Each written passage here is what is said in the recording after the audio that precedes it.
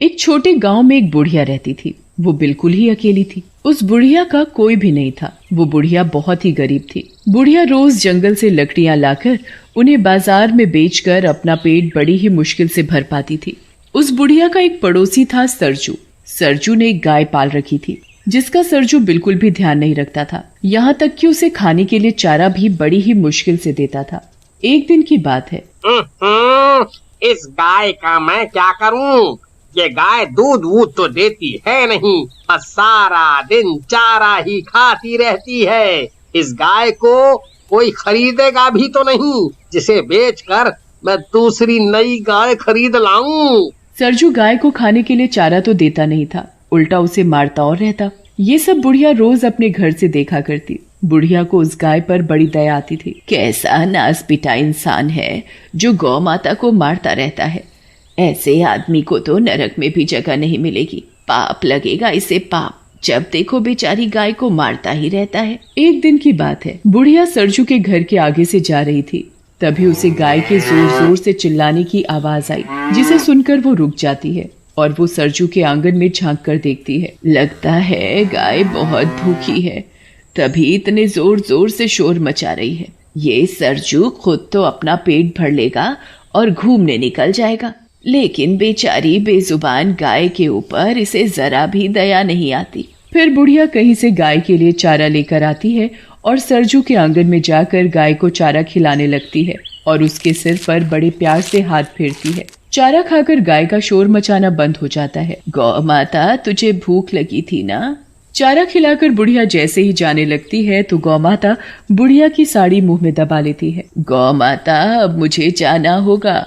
अगर सरजू ने मुझे तेरे साथ देख लिया ना तो सोचेगा मैं गाय चुराने आई हूँ। इससे पहले कि सरजू आए मैं यहाँ से चली जाती हूँ। बुढ़िया को ना चाहते हुए भी वहां से जाना पड़ता है और फिर जैसे ही रात होती है, बुढ़िया बेचारी गाय के बारे में सोच सोच कर बड़ी परेशान हो रही थी। फिर पता नहीं कब उस बुढ़िया को नींद आ जाती है और अगली सुबह फिर जैसे ही सुबह होती है, बुढ़िया सीधे सरजू के पास जाती है और उससे कहती है, क्या तू मुझे अपनी गाय बेचेगा? सरजू गाय के बेचने की बात सुनकर अंदर ही अंदर खुश होने लगता है।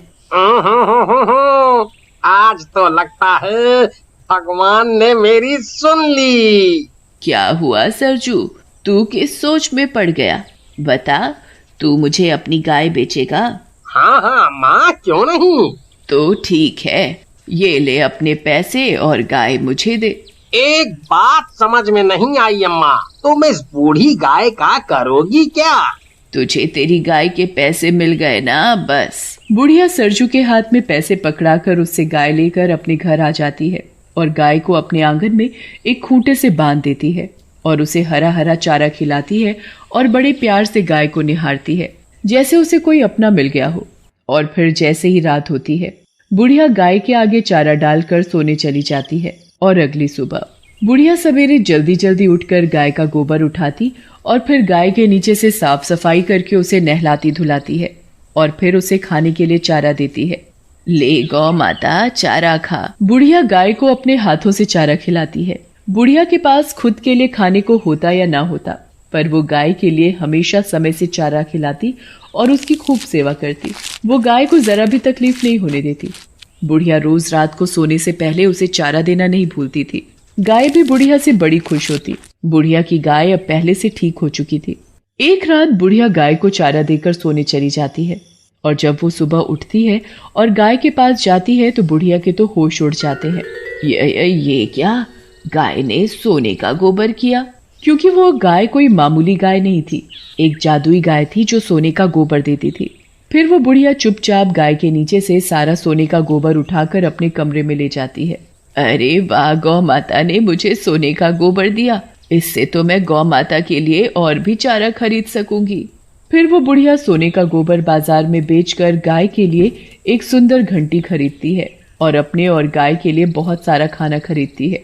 फिर बुढ़िया अपनी गाय को भी बढ़िया चारा खिलाती और खुद भी पेट भर खाना खाती है।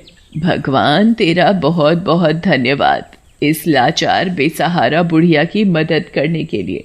फिर जैसे ही शाम होती है, बुढ़िया हमेशा की तरह गाय को चारा देकर सोने चली जाती है और जैसे ही सुबह होती है, बुढ़िया जल्दी उठकर गाय के पास जाती है तो देखती है, अरे ये क्या, गौ माता सोने का गोबर दे रही है।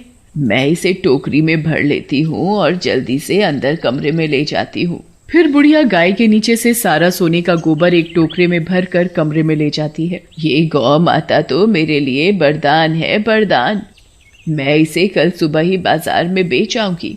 फिर वो बुढ़िया उस गोबर को बाजार में ले जाकर बेच आती है और उन पैसों से अपने लिए बढ़िया सा घर और अपनी सुख सुविधाओं का सामान खरीदती है। अब बुढ़िया को किसी चीज की कोई कमी नहीं थी।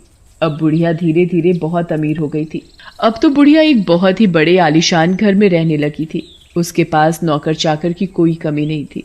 बुढ़िया ऐशो आराम की जिंदगी जी रही थी। बुढ़िया को अमीर होता देख सरजू सोच में पड़ जाता है। समझ में नहीं आता, ये बुढ़िया इतनी जल्दी अमीर कैसे बन गई, जैसे इसके हाथ कोई बहुत बड़ा खजाना लग गया हो। पता तो लगाना पड़ेगा, आखिर ये बुढ़िया इतनी जल्दी अमीर कैसे बन गई। फिर सरजू पता लगाने के लिए बुढ़िया के आंगन में पेड़ के पीछे छिपकर रात होने का इंतजार करने लगता है। फिर जैसे ही सुबह होने वाली होती है तो सरजू देखता है कि गाय सोने का गोबर दे रही है। ये देख सरजू की आंखें फटी की फटी रह जाती हैं। अरे दादा, रे दादा, ये गाय तो सोने का गोबर दे रही है। अच्छा, तो अब समझ आया ये बुढ़िया इतनी जल्दी अमीर कैसे बन गई। गाय को सोने का गोबर देते देख सरजू सोचने लगता है। इस बुढ़िया के उठने से पहले मैं गाय के नीचे से सारे का सारा सोने का गोबर उठाकर घर ले जाता हूँ, बुढ़िया को पता भी नहीं चलेगा। फिर जैसे ही सरजू गाय के नीचे से गोबर उठाने लगता है तो गाय एक जोर की लात सरजू को मारती है और मन ही मन कहती है, गोबर लेगा, तेरे तो नसीब में गोबर ही गोबर है। सरजू गाय के नीचे से सोने का गोबर उठाने की लाख कोशिश करता है पर वो सोने का गोबर नहीं उठा पाता। इतने में ही बुढ़िया को आता देख सरजू छिप जाता है। बुढ़िया गाय के नीचे से बड़े आराम से सारा सोने का गोबर उठाकर अंदर कमरे में ले जाती है। अरे, इस गाय ने तो इस बुढ़िया को कुछ कहा भी नहीं। अगर मैं इस गाय का सोने का गोबर नहीं ले सकता तो इस बुढ़िया को भी नहीं लेने दूंगा।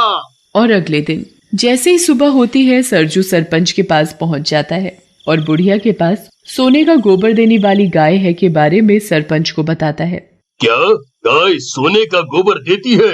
ऐसा कैसे हो सकता है? सरपंच जी, मेरी बात का यकीन करो, मैंने खुद अपनी आँखों से गाय को सोने का गोबर देते हुए देखा है। सोने का गोबर देने वाली गाय के बारे में सुनकर अब तो सरपंच के मन में भी लालच आ जाता है और वो बुढ़िया से गाय लेने के बारे में सोचने लगता है। अगर ऐसी बात है तो मैं तुम्हें माला माल कर दूंगा। तुम मुझे अभी के अभी उस बुढ़िया के पास ले चलो। बूढ़ी अम्मा, मुझे तुम्हारी गाय खरीदनी है। ये सुनकर तो बुढ़िया के पैरों से जमीन खिसक जाती है, पर मुझे अपनी गाय नहीं बेचनी। सरपंच बुढ़िया के हाथ में बहुत सारे पैसों की थैली पकड़ाकर उससे जबरदस्ती गाय खरीदकर अपने घर ले जाता है और उसे अपने कमरे में बांध देता है। ये देख सरपंच की पत्नी सरपंच से पूछती है, मुझे एक बात समझ नहीं आई कि इस गाय को आपने हमारे कमरे में क्यों बांध रखा है? अरे भगवान, ये कोई मामूली गाय नहीं है, सोने का गोबर देने वाली गाय है। भला गाय भी सोने का गोबर देती है?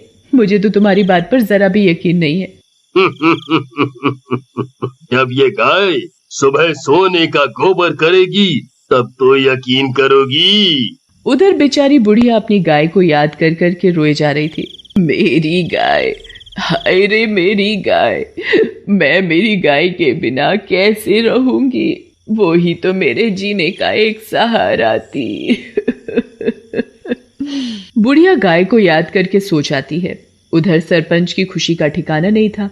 सरपंच गाय को खूब सारा चारा खिलाता है जिससे कि गाय खूब सारा सोने का गोबर दे सके। फिर थोड़ी ही देर बाद सरपंच और उसकी पत्नी सो जाते हैं और जैसे ही सुबह होती है सरपंच की पत्नी सरपंच को उठाते हुए कहती है, ए जी उठो ना, देखो ना कितनी बदबू आ रही है, जैसे गाय ने गोबर कर रखा हो।